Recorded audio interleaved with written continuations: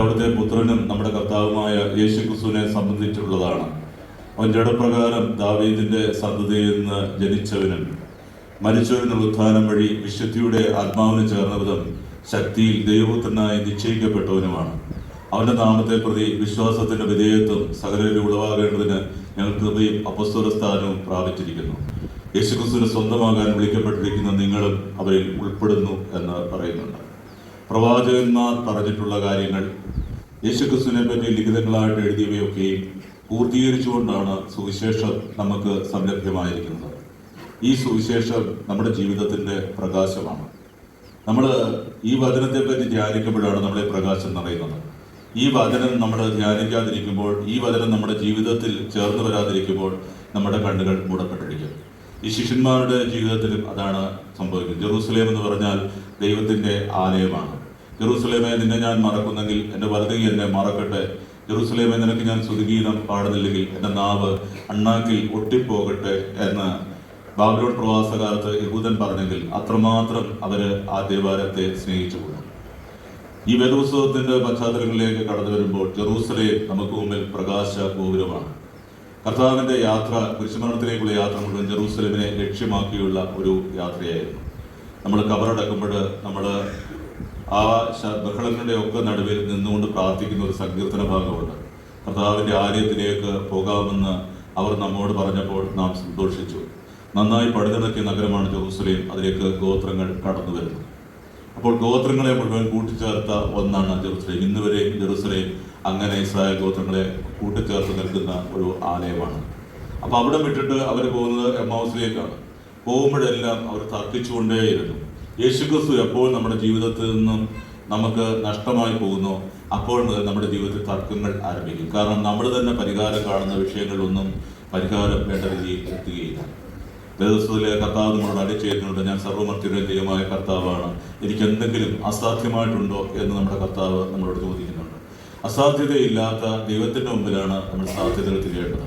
അല്ലാതെ ലോകത്തിന്റെ വ്യഗ്രതകളിലല്ല നമ്മൾ സാധ്യതകൾ തേടേണ്ടത്. പരിശീലന ആശ്വാസം നൽകുന്ന വചനം ദൈവമായ കർത്താവ് ശിഷ്യനെ എന്നതുപോലെ എന്നെ നിരന്തരം അഭ്യസിപ്പിച്ചു എന്ന വേദപുസ്തകം നമ്മളോട് പറയുന്നുണ്ട്. അവിടുത്തെ പരീക്ഷിക്കാത്തവർ അവിടുത്തെ കണ്ടെത്തുന്നു, അവിടുത്തെ അവിശ്വസിക്കാത്തവർക്ക് അവിടുത്തെ തന്നെ വെളിപ്പെടുത്തുന്നു. പ്രിയപ്പെട്ട സൗരങ്ങളെ, ഇവിടെ നമ്മൾ നോക്കുക, പുകഞ്ഞ കൊള്ളി പുറത്തുനിന്ന് കർത്താവ് ഒരിക്കലും ചിന്തിക്കുന്നില്ല.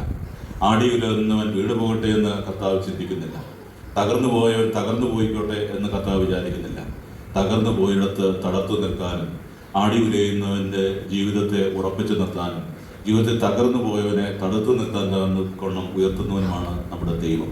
അതുകൊണ്ടാണ് അവൻ ഈ രണ്ട് പാവപ്പെട്ട മനുഷ്യരുടെ പിന്നാലെ തർക്കിക്കുകയും വെള്ളം കൂട്ടുകയൊക്കെ ചെയ്യുന്ന ഈ പാവപ്പെട്ട മനുഷ്യരുടെ പിന്നാലെ അവൻ തേടിയെത്തുന്നത്. അവന് അവരോട് പറയുന്നു, വ്യാഖ്യാനിച്ചു കൊടുക്കുന്നു. മോശ തുടങ്ങി എല്ലാ ലിഖിതങ്ങളിലും എഴുതിയിട്ടുള്ള അവനെ പറ്റിയുള്ള വാക്കുകൾ അവൻ വ്യാഖ്യാനിച്ചു കൊടുക്കുന്നു. നമ്മുടെ യശയ്യായുടെ പുസ്തകത്തിൽ കർത്താവിൻ്റെ സഹനദാസൻ എന്നുള്ള ആ ഒരു ഉള്ള സംജ്ഞയ്ക്ക് പ്രാധാന്യം കൊടുത്തുകൊണ്ട് എഴുതിയിട്ടുള്ള അനേകം വാക്കുകൾ നമുക്ക് കണ്ടറിയാം. തെരുവീതികളിൽ അവൻ്റെ സ്വരം ഉയരുകയില്ല, ചതഞ്ഞ ഞാങ്ങളെ അവൻ മുറിക്കുകയില്ല, മങ്ങിയ തിരി അവൻ കെടുത്തുകയില്ല. അവനെ കണ്ടാൽ മനുഷ്യനാണെന്ന് തോന്നുപോലും ചെയ്യാത്ത വിധത്തിൽ അത്രമാത്രം അവൻ വിരൂപനാക്കി മാറ്റപ്പെട്ടു. അടിച്ചവർക്ക് അവൻ പുറവും താടിമീശ പിടിച്ചു പറിച്ചവർക്ക് അവൻ കവിളുകളും കാട്ടിക്കൊടുത്തു എന്ന് പറയുന്നുണ്ട്. നമ്മുടെ ഈ പ്രവചനങ്ങളെല്ലാം നമ്മുടെ ജീവിതയാത്രയിൽ നമുക്ക് മനസ്സിലാകണമെങ്കിൽ പരിശുദ്ധാത്മാവ് നമ്മളിൽ പ്രവർത്തിക്കണം. ദൈവം തന്നെ നമ്മളിൽ പ്രവർത്തിക്കണം. ദൈവം പ്രവർത്തിക്കുമ്പോഴാണ് നമ്മുടെ ഹൃദയത്തിൽ ആത്മാവിൻ്റെ ജ്വാല കടന്നു വരുന്നത്.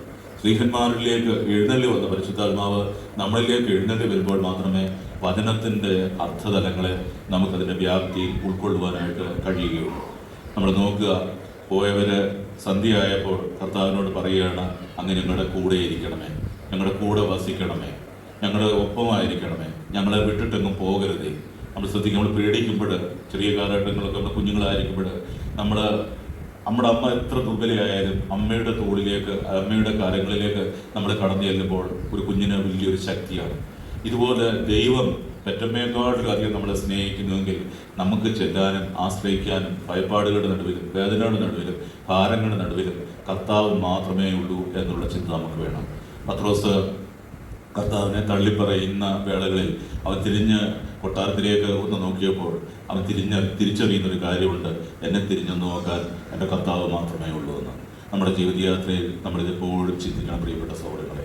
നമുക്ക് മക്കൾ എത്ര പേരുണ്ടായാലും, കുടുംബം എത്ര പേരുണ്ടായാലും, നമ്മൾ എത്ര വലിയ കുടുംബത്തിൽപ്പെട്ട ആളായാലും, നമ്മൾ ഏതെല്ലാം സാധ്യതകൾ നമുക്കുണ്ടായാലും നമ്മൾ തനിയേ ഉള്ളൂ എന്നുള്ള ചിന്ത നമ്മുടെ ജീവിതത്തിൽ നമുക്ക് എപ്പോഴും നമുക്ക് വേണം.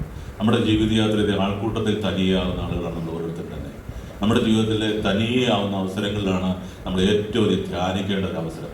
ആ ധ്യാനം ഇത് തന്നെയാണ്. എൻ്റെ അമ്മ എന്നെ മടിയിലിട്ട് കുഞ്ഞേന്ന് വിളിക്കുന്നതിന് മുമ്പ് എന്നെ കുഞ്ഞേന്ന് വിളിച്ച ഒരു ദൈവം എനിക്കുണ്ട്.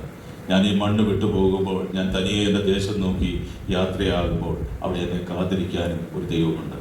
മർത്തിയ, നീ നിന്റെ അന്ത്യത്തെ പറ്റി ഓർക്കുക, അപ്പോൾ നീ പാപം ചെയ്യുകയില്ല എന്ന തിരുവചനം നമുക്ക് ദൈവസഭയിൽ ഓർക്കാം. നമ്മൾ നിന്നതല്ലെന്നും ദൈവം നിർത്തിയതാണെന്നുള്ള ചിന്ത നമ്മൾ കാത്തു സൂക്ഷിക്കാം.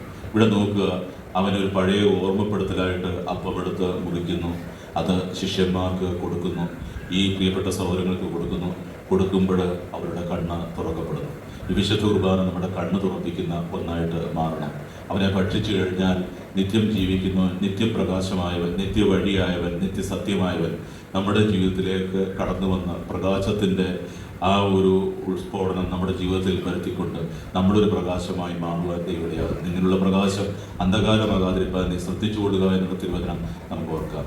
അവര് ഈ വിശുദ്ധ കുർബാനയുടെ ആ കർത്താവ് വാഴ്ത്തിക്കൊടുത്ത ആ അപ്പം ഭക്ഷിപ്പോൾ ഉടൻ തന്നെ അവർ ആലോചിക്കുന്നതാണ് തിരിച്ചു പോകണം എന്നുള്ള ചിന്തയാണ് അവരുടെ മനസ്സിനെ പിന്നീട് മതിക്കുന്നത്. അതായത് നമ്മളെല്ലാം ജീവിതത്തിൽ പല തലങ്ങളിൽ വീണു പോകുന്നവരാണ്, പല ജീവിതത്തിലുള്ള തെറ്റൂറ്റുന്ന ഗുണങ്ങളുള്ളവരാണ്. പക്ഷേ കർത്താവിലേക്ക് തിരിച്ചു പോകണം എന്നുള്ള ആ തിരിച്ചറിവാണ് നമ്മുടെ ജീവിതത്തിൻ്റെ ഏറ്റവും വലിയ നന്മ. ആ തിരിച്ചറിവ് വന്നപ്പോൾ മുതൽ അവർക്ക് ദൈവബോധത്തെ പറ്റിയുള്ള ബോധ്യങ്ങൾ കൂടുതലാണ്. അവർ തിരിച്ചു വരുമ്പോൾ അവർ പറയുകയാണ്, പത്രോസിന് പ്രത്യക്ഷമായി സ്ത്രീകൾ കണ്ടത് സത്യമാണ് എന്നൊക്കെ പറയുന്നുണ്ട്. അവരെ അതിനു മുമ്പ് കണ്ണ് മൂടപ്പെട്ടിരുന്നപ്പോൾ ഈ സ്ത്രീകൾ ഈ അത്ഭുതത്തെ പറ്റി പറഞ്ഞപ്പോഴൊന്നും അവർക്ക് അങ്ങോട്ട് പോകണമെന്ന് തോന്നിയില്ല.